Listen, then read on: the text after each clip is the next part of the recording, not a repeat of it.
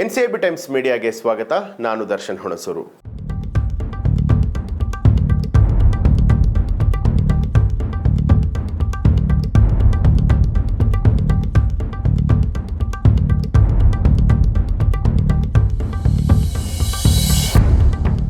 ವಿಶ್ವವಿಖ್ಯಾತ ಮೈಸೂರು ದಸರಾ 3ನೇ ದಿನಕ್ಕೆ ಕಾಲಿಟ್ಟಿದೆ.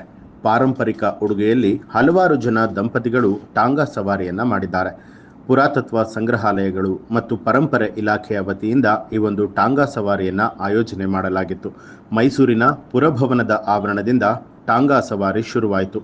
ಪಾರಂಪರಿಕ ಉಡುಗೆಯನ್ನ ತೊಟ್ಟು ಟಾಂಗಾ ಸವಾರಿಗೆ 30ಕ್ಕೂ ಹೆಚ್ಚು ಜನ ಜೋಡಿಗಳು ಬಂದಿದ್ರು. ಮೈಸೂರು, ಶಿವಮೊಗ್ಗ, ಹಾಸನ, ಗದಗ, ಕೊಡಗು, ಬೆಂಗಳೂರು ಸೇರಿದಂತೆ ವಿವಿಧ ಜಿಲ್ಲೆಗಳಿಂದ ದಂಪತಿಗಳು ಆಗಮಿಸಿದರು. ಪುರಭವನದಿಂದ ದೊಡ್ಡ ಗಡಿಯಾರ, ಚಾಮರಾಜ ಒಡೆಯರ್ ವೃತ್ತ, ಕೃಷ್ಣರಾಜ ವೃತ್ತ, ಜಗನ್ಮೋಹನ ಅರಮನೆ, ಹಳೆ ಡಿಸಿ ಆಫೀಸ್, ಗಾಂಧಿ ವೃತ್ತದ ಮೂಲಕ ಮತ್ತೆ ಪುರಭವನದಲ್ಲಿ ಈ ಒಂದು ಟಾಂಗಾ ಸವಾರಿ ಮುಕ್ತಾಯಗೊಳಿತು. ಹೊಸ ಮದುವೆ ಗಂಡು ಹೆಣ್ಣಿನಂತೆ ದಂಪತಿಗಳು ಆಗಮಿಸಿದರು. ರೇಷ್ಮೆ ಪಂಚೆ ಹಾಗೂ ರೇಷ್ಮೆ ಸೀರೆಯನ್ನ ತೊಟ್ಟು ದಂಪತಿಗಳು ಮಿಂಚ್ತಾ ಇದ್ರು. ದಂಪತಿಗಳಿಗೆ ಬಾಗಿನ ನೀಡಿ ಟಾಂಗಾ ಸವಾರಿಗೆ ಚಾಲನೆ ಕೊಡಲಾಯಿತು. ಈ ಹಿಂದೆ ಮೈಸೂರು ಮಹಾರಾಜರು ಟಾಂಗಾನ ಬಳಸ್ತಾ ಇದ್ರು. ಆ ಟಾಂಗಾ ಸವಾರಿಯ ಗತ ವೈಭವವನ್ನು ನೆನಪಿಸುವಂತಹ ಕಾರ್ಯ ಈ ಬಾರಿ ದಸರಾದಲ್ಲಿ ಮಾಡಲಾಗಿದೆ. ಜೊತೆಗೆ ಮೈಸೂರಿನ ಪಾರಂಪರಿಕ ಕಟ್ಟಡಗಳ ಇತಿಹಾಸವನ್ನ ತಿಳಿಸುವಂತಹ ಕೆಲಸ ಕೂಡ ಮಾಡಲಾಗಿದೆ. ದಂಪತಿಗಳಿಗೆ ಪಾರಂಪರಿಕ ಕಟ್ಟಡಗಳ ಇತಿಹಾಸವನ್ನ ತಿಳಿಸಿಕೊಟ್ರು ಇತಿಹಾಸ ತಜ್ಞರಾದ ರಂಗರಾಜು ಅವರು.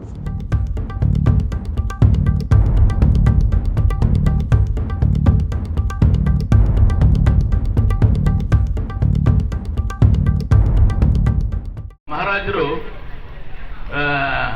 ಇವ್ರನ್ನ ಇನ್ವೈಟ್ ಮಾಡ್ತಾರೆ, ಮಹಾತ್ಮ ಗಾಂಧಿನ ನಾನು ಈಗ ತಾನೇ ಮೈಸೂರಿಗೆ ಬಂದಿದೆ, ಬರ್ಲಿಕ್ಕೆ ಆಗಲ್ಲ ಅಂತ ಹೇಳಿ ಮೋತಿಲಾಲ್ ನೆಹರೂನ ಕಳಿಸ್ತಾರೆ. ಮೋತಿಲಾಲ್ ನೆಹರು ಬಂದು ಇದರ ಒಂದು ಇನಾಗ್ರೇಷನ್ ಮಾಡಕ್ ಮುಂಚೆ ಗಾಂಧಿ 2 ಮಾತು ಹೇಳ್ತಾರೆ. ಯಂಗ್ ಇಂಡಿಯಾದಲ್ಲಿ ಬರ್ಕೊಂಡಿದ್ದಾರೆ. ಈ ಮೈಸೂರು ನಾಲ್ವಡಿ ಕೃಷ್ಣರಾಜ ಒಡೆಯರು ಋಷಿನೂ ಹೌದು, ರಾಜನೂ ಹೌದು. ಆದ್ರಿಂದ ಅವ್ರನ್ನ ರಾಜ ಋಷಿ ಅಂತ ನಾನು ಕರೆದಿದ್ದೀನಿ. ಒಂದು. ಎರಡನೇದು, ಈ ನಾಲ್ವಡಿ ಕೃಷ್ಣರಾಜ ಒಡೆಯರ ತರ ಆಳ್ವಿಕೆಯನ್ನು ಬ್ರಿಟಿಷರೇನಾದ್ರು ನಡೆಸಿದ್ರೆ ನಾವು ಬ್ರಿಟಿಷರನ್ನ ದೇಶ ಬಿಟ್ಟು ಹೋಗಿ ಅಂತ ಕೇಳಲ್ಲ ಅಂತ ಗಾಂಧಿ ಹೇಳ್ತಾರೆ. ಇವಿಷ್ಟು ಈ ಹೊತ್ತಿನ ಪ್ರಮುಖ ಸುದ್ದಿಗಳು. ಮತ್ತಷ್ಟು ವಿಶೇಷ ಸುದ್ದಿಗಳಿಗಾಗಿ ನೋಡ್ತಾ ಇರಿ ಎನ್ಸಿಬಿ ಟೈಮ್ಸ್ ಮೀಡಿಯಾ, ಅಪರಾಧಗಳ ಅಸಲಿ ಅನಾವರಣ.